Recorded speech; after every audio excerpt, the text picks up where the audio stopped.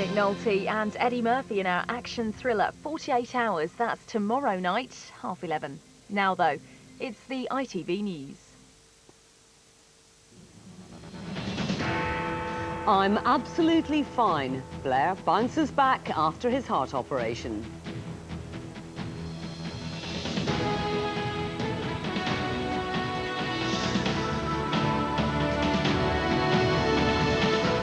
He was in and out of hospital in just a few hours. Now the speculation begins over whether he'll really see out a third term. So will Blair's gamble pay off, or are the chips stacked against him? Also tonight, leaked letter, the allegations of torture and killing from inside Guantanamo Bay. And nuclear protest on board the boat hoping to intercept a shipment of plutonium. And in London, Blair Square, the Prime Minister splashes out £4 million on a London townhouse in one of the capital's smartest addresses.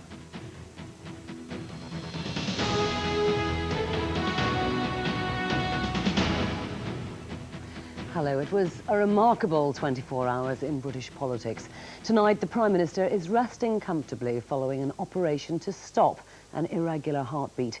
Tony Blair arrived back at Downing Street this evening. He said he was feeling absolutely fine. It followed those comments by the Prime Minister that he plans to serve a full third term if elected. The question around Westminster now is, where does that leave Gordon Brown? Well, our political editor, Nick Robinson, is at Downing Street tonight. Nick. Andrea, his heart is mended, a luxury retirement home has been purchased, and he's penciled in a leaving date. It's all in a day's work for Tony Blair, Prime Minister. Prime Minister, how are you feeling? Absolutely fine, thanks. And the hospital staff, the nurses and doctors, all the staff, is brilliant. And are you confident that you are cured now? Yes, absolutely. Thank you. So that's that then. He's home, he's better, the drama is over. Well, not quite. This day, when the massed ranks of the media converged on a hospital in West London, along with dozens of police officers, was always about much more than Tony Blair's health. It was about his political mortality. Doctors at the Hammersmith Hospital say his heart flutter is unlikely to recur after a day when flowers and best wishes were delivered to Downing Street. That, though, won't stop the political flutters caused by talk of his leaving number 10 to move here, into number 29 in London's Connaught Square. The Blairs just bought this house for £3.6 million, even though the Prime Minister told me last night he's no plan to move in for 4 or 5 years. It is my intention to lead the Labour Party into the next election. I will, if elected, and as I say that's the decision of the British people, then I would serve a full term, and I do not intend, however, to put myself forward for elections after that. The reason why he gave the interview that he did, coinciding with the announcement he was having this small operation, is because he knew, everybody knew, that if he didn't make clear his intention to run in this general election and to stay for a full term, there would have been endless speculation. The signs this morning were that they weren't expecting John Prescott to be acting Prime Minister for long. But won't his boss now be seen as a lame duck? Lame duck is not the term that comes when you describe this Prime Minister. He's headed a very successful 2 periods of a Labour government. Hopefully, if the election gives us the go-ahead, we'll do a third term. Not a lame duck. Sorry about this. He's going to have to get used to it. Tony Blair's promise to serve a full term, if elected, has merely triggered speculation about who'll be Labour's next leader. I really don't know what it is that people don't understand about the word full. It's a very simple word. It's got 1 syllable, 4 letters. It means what it says. So we're not going to have any Labour leadership contest for at least 5 years or more. Hardly the most welcome of news for the Chancellor, who's in Washington today for a meeting. He refused point blank to discuss what this meant for him or anyone else. Tony's just gone into hospital, had his operation, announced that that operation was to happen. Then we now know it's been successful. He's returning home. And today, my thoughts are with him and his family, and I'm going to say nothing else other than that. And I think the whole country would understand that. It would be completely inappropriate to say anything else today. The truth is that today Tony Blair's heart may have been mended, but the rift at the heart of the Labour Party is still in need of repair. Nick Robinson, ITV News, Westminster. Well, Tony Blair's decision to announce the time of his retirement so far in advance could be a dangerous gamble. A day, let alone 5 years, is a long time in politics, and anything could happen. Here's our senior political correspondent, John Ray. Every Prime Minister needs luck, and Prime Minister Blair has had more than his fair share over the years. But can he really serve a full third term and pass on the reins of power on the eve of an election? Or will his number come up a little earlier than he planned? The idea that you can throw into an election somebody who's never been Prime Minister, I mean, it doesn't make sense. He's got to have time to get his feet under the table in number 10. So I think any idea that the Prime Minister will go down to the wire is ridiculous. So when and for whom will opportunity knock at the most famous door in Britain? Blair's scenario sees him rule for maybe another 5 years before handing over to a successor. His aim to secure his legacy and leave Britain and Labour changed for good. He's going to want to entrench Blairism, and that's going to mean give the party a centre-right feel. So is that going to go down well? Will the traditional Labour Party be content? Events could well put a spanner in the works. Iraq could spiral out of control, a personal disaster for the PM. Labour might only scrape a victory at the next election, or he could lose the EU constitution referendum and be pushed out. Every political leader, after a certain time, gets rather worn out and then begins to make mistakes. It happened with Anthony Eden over Suez, and the analogy there with Blair and Iraq is a very obvious one. His friend and rival Gordon Brown has 3 options. He may decide enough's enough and walk away. He could challenge Blair sooner rather than later, or more likely, bide his time. Brown never goes for the jugular on this. He doesn't believe in contaminating his inheritance. He's ultimately a party loyalist. He believes he's put all the pieces in place to take the prize when it comes. It was Enoch Powell who pointed out that political careers almost always end in tears. Rarely do things go to plan. So Tony Blair's long goodbye might well be shorter than he thinks. John Ray, ITV News. Now, if today it was difficult for Labour, it was devastating for the Tories. On the eve of their party conference, and just hours after Michael Howard declared the dark days were over, they suffered a humiliating defeat in Hartlepool. The first time the main opposition party has finished outside the top 3 since the Second World War. Angus Walker, our political correspondent, has this report.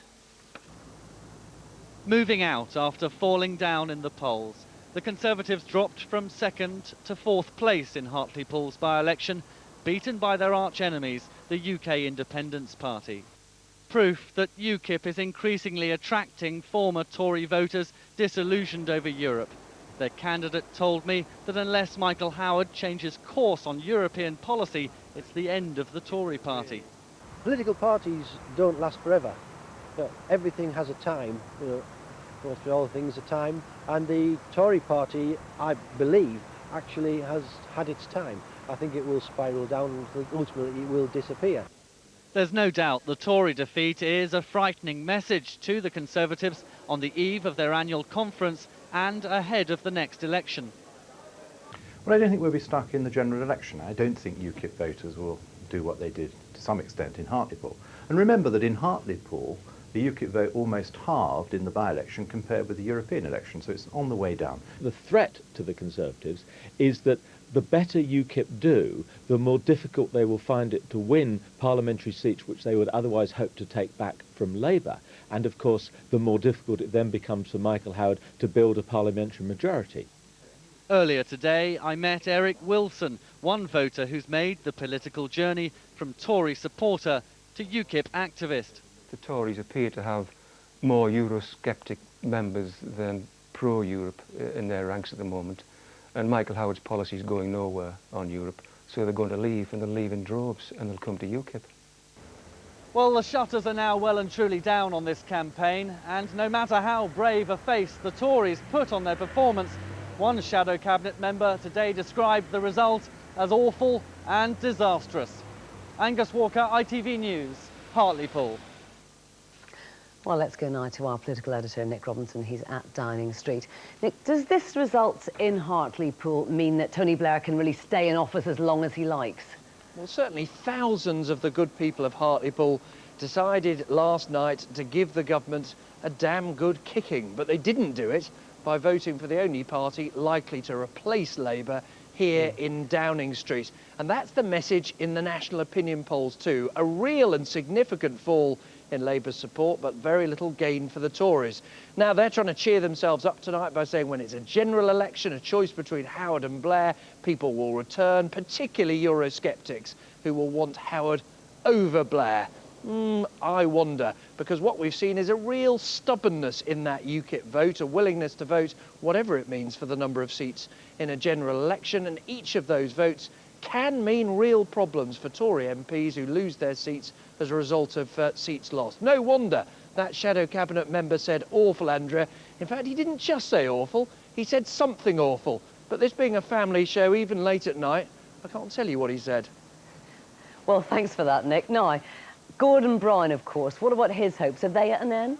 Well, isn't it interesting that time and again he was asked today in Washington to comment on the politics of today, and he simply refused. His friends, who are hardly backward in coming forward, they refused to talk too. Not so Peter Mandelson, close friend of Tony Blair, who said he was putting an end to the Downing Street version of Neighbours. In other words, he was putting Gordon Brown back in his box. I spoke to a senior Downing Street figure about what this all meant, and he said it's not impossible that Gordon Brown will become leader.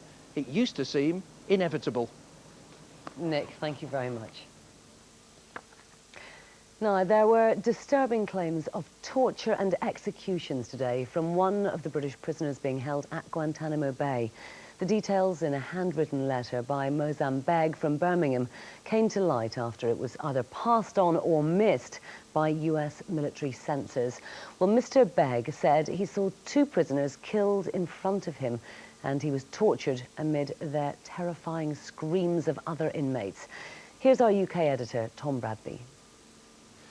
Moazim Beg is 36 years old, and depending on your point of view, either a brave man enduring appalling hardship or a terrorist hell-bent on destruction who's best left right where he is. But what's surprising about today is that he managed to get a letter making serious allegations past the military censors in Guantanamo Bay. His lawyers say the military authorities must have been caught napping.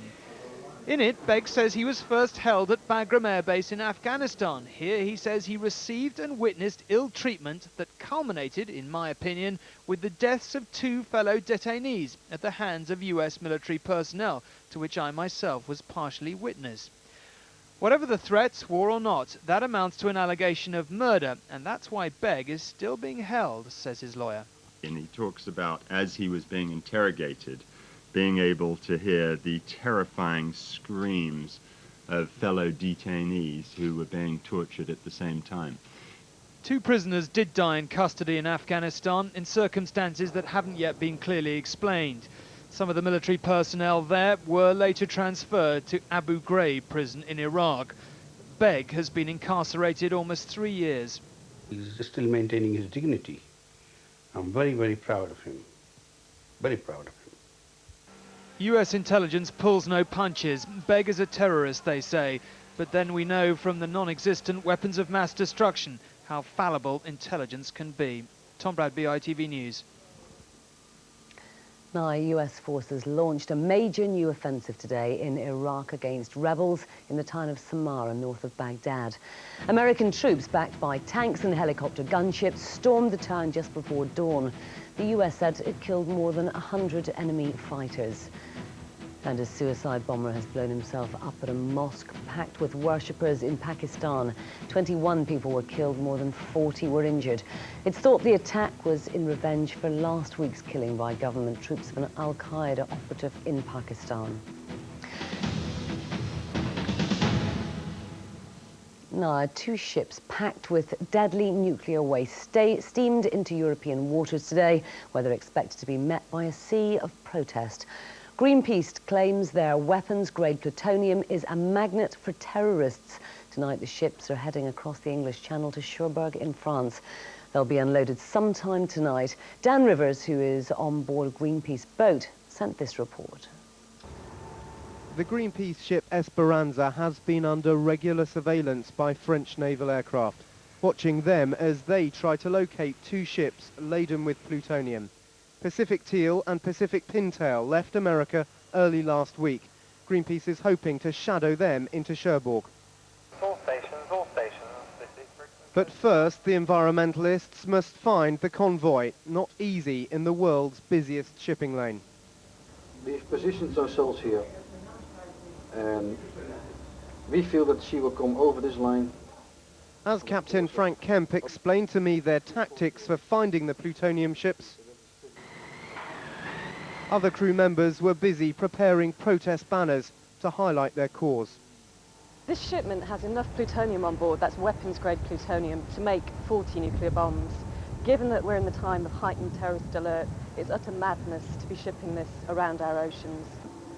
Using its radar to scour the seas, Greenpeace is effectively engaged in a game of cat and mouse with the French authorities, who are determined this plutonium convoy should slip by undetected. The nuclear industry insists the tubes of plutonium are secure, that recycling it from warheads can generate vast amounts of energy. But Greenpeace doesn't see it that way, tonight waiting and watching, ready for their high seas protest. Dan Rivers, ITV News, on the Esperanza in the English Channel. Now there's much more to come on the ITV News, including Face Off, how the US presidential debate has narrowed the race for the White House, and how UEFA has reacted to fan violence at Millwall's Hungarian match. That's all coming up after the break.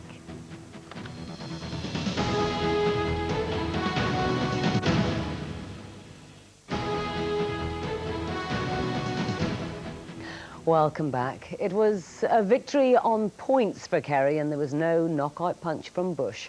Tonight, Senator John Kerry is back in the race for the White House after beating George Bush in last night's presidential debate. Kerry won every snap poll taken after the face-off. Here's our Washington correspondent, Robert Moore. Kerry, the next president of the United States, John. Today's campaign appearance tells the story. John Kerry now operating on a rush of adrenaline, hungrier than ever for the real prize, winning the White House in a month's time. He succeeded last night by dominating the room and by launching scathing attacks on the president's Iraq policy. This president has made, I regret to say, a colossal error of judgment. And judgment is what we look for in the president of the United States of America. Iraq was not even close to the center of the war on terror before the president invaded it. The president looked uncomfortable, but stuck to his script, accusing Kerry of changing his mind on the key issues. The only thing consistent about my opponent's position is that he's been inconsistent. With tens of millions of Americans watching, they made their appeal for the trust of the voters. Let me look you in the eye and say to you, I defended this country as a young man in war, and I will defend it as President of the United States. We've been challenged, and we've risen to those challenges. We've climbed the mighty mountain. I see the valley below, and it's a valley of peace. We watched the debate with one undecided couple. They agreed Kerry did well, but both felt the president's clear message on terrorism resonated. He also presents himself and his ideas in a way that's very easy to follow, sort of I think is easy to understand. I don't think that I walked away with a clear plan as to how Kerry is going to effectively manage terror. And that is what the Bush team is saying tonight, conceding the president lost the debate, but insisting he's still on track to win the election. But after last night's performance, this much can be said of John Kerry. With 31 days to go, he's still alive. He's still in the hunt. Robert Moore, ITV News, Washington. And now for tonight's sport, here's Steve Scott. Andrea, thanks. UEFA has charged Hungarian champions Ferencváros after crowd trouble during the UEFA Cup tie against Millwall last night. Missiles were thrown and Millwall's black players were the targets of racist chants by local fans. There was also trouble on the streets of Budapest. 4 Millwall fans were stabbed. 1 is still in intensive care. Damon Green reports. Chairman, who visited them recovering in hospital, says if the same thing had happened at Millwall, his club would be shut down. At one stage, it looked like, you know, we were in danger, incredible danger, where people were making signs with their arms of slitting wrists, and we had our ladies with us, our children, and I would never want to put any of my family through anything like that ever again. Millwall say the Hungarian club Ferencváros and local police did nothing to segregate rival fans, and like the game between Middlesbrough and Czech side Baník Ostrava, the football was overshadowed by violence. Now European football authorities have brought charges against Millwall's opponents over racist chants and missile throwing. Millwall have been punished in the past for disturbances at this ground, but this time they say their fans were the victims, and they want the football authorities to show that the same rules apply to everyone. Damon Green, ITV News at Millwall Football Club. Arsenal have admitted it was their captain, Patrick Vieira, and teammate Lauren who clashed after Wednesday's disappointing Champions League draw in Norway. Local police boarded the team coach to calm the row down. Manager Arsene Wenger has today described the incident as a storm in a teacup.